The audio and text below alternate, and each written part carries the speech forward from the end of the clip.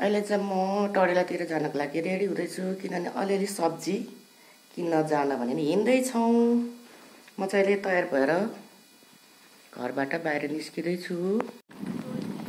अहिले चाहिँ हामी टडेला जानको लागि बाटोमा हिँड्दैछौँ। अहिले चाहिँ हामी टडेलामा आइपुग्यौँ। यहाँ काउली लिनको लागि टडेलाभित्र बाख्रा पनि चराइरहेछ बहिनीले। अहिले चाहिँ म यहाँ काउली टिप्नको लागि आइरहेको छु। हेर्नु देख्न सक्नुहुन्छ काउली कत्रो ठुलो छ। यहाँ चाहिँ किलोको 40 रुपियाँ अरे। यो चाहिँ फस्कुमा छ। टडेला हो यो काउलीको अब गोलभेडा रोप्ने बेला भएको छ। ब्याक साइडबाट चाहिँ यस्तो छ पछाडिबाट काउली खेती। अब उनीहरूले चाहिँ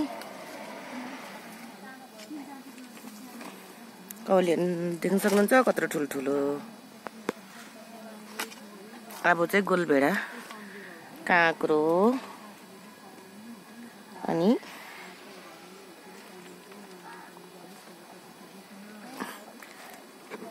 त्यहाँनिर एउटा पाठी पनि छ टडेला बहिनीले पालेको।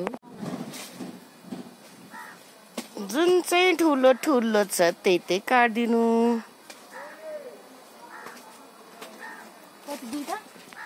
अहिले चाहिँ यहाँ बहिनीले काउली टिप्दिँदै हुनुहुन्छ।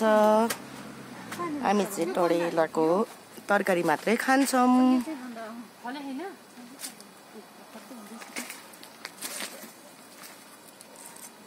ल देख्न सक्नुहुन्छ कत्रो ठुलो छ काउली। अर्को एउटा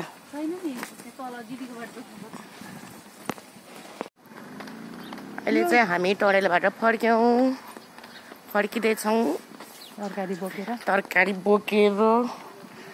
अनि अहिले चाहिँ हामी चटपटे खानको लागि जाँदैछौँ।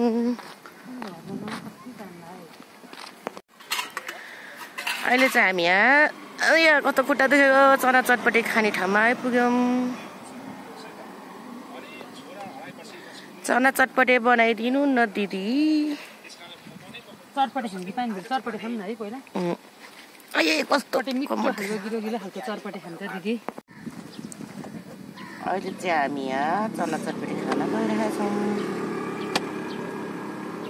तेरो भएको छ मिठो कस्तो घुङ्गाको।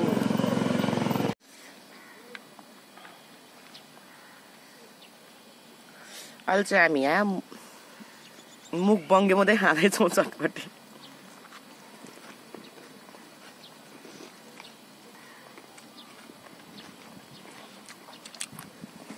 डल्ले खुर्सानी हाल्यो के हालेको? लामो पिरो छ लामो नि डल्ले जस्तै स्वाद आउँछ।